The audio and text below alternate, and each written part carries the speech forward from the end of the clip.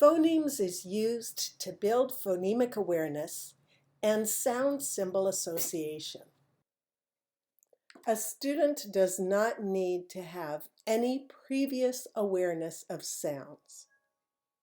Using color, shape, and movement along with the sounds allows for rapid learning. As soon as the student starts associating vowels and consonants with the phonemes, he or she starts building words. What word are we going to do? Thomas.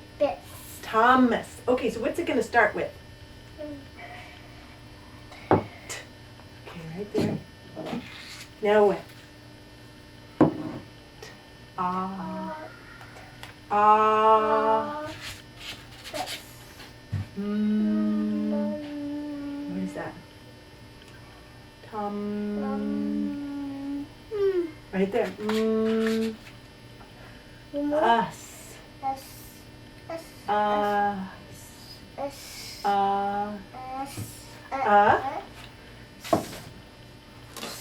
Where's?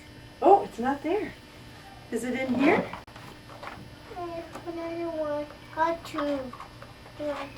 There it is. With the others. Those are good. Where are you going to put S for Thomas? Wow. Right there, Thomas. Let's say it. Thomas. Wow, is that good? Let's do it one more time. Candy. Candy. Mama, eat that. You want to eat that? Mama, yeah. Candy. Yeah. Shake my hand.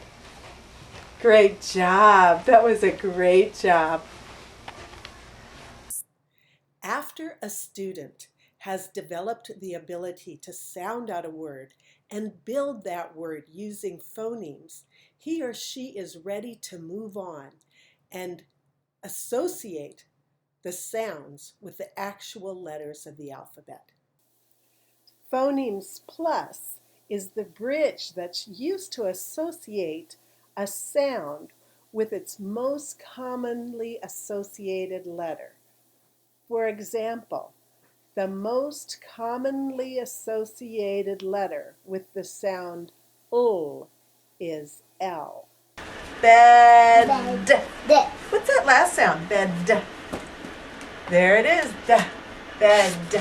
Should we build it with these? Yeah. It's the FONEMZ Plus. How are we going to build it with those? Which one? What's the first sound? Ba. What letter goes with ba? And what's the second sound? Ba. Ba. That one. And what's that letter on there? What letter is that? G. E? E. Ba. So the E makes the S sound sometimes. Ba. What was the last sound? Bed. D. There it is. And what letter's over that? B. D. D, yes. Bed. Bed. We just built it again. Bed. Should we spell it? Yeah. Dog give it to my mom and dad. Ready? Yeah. We're going to spell bed. This is how you spell it. B. E. D. B-E-D. Bed. Bed. Should you put that up there too? Yeah. Bed. Okay, should we build another one? Yeah. Which one?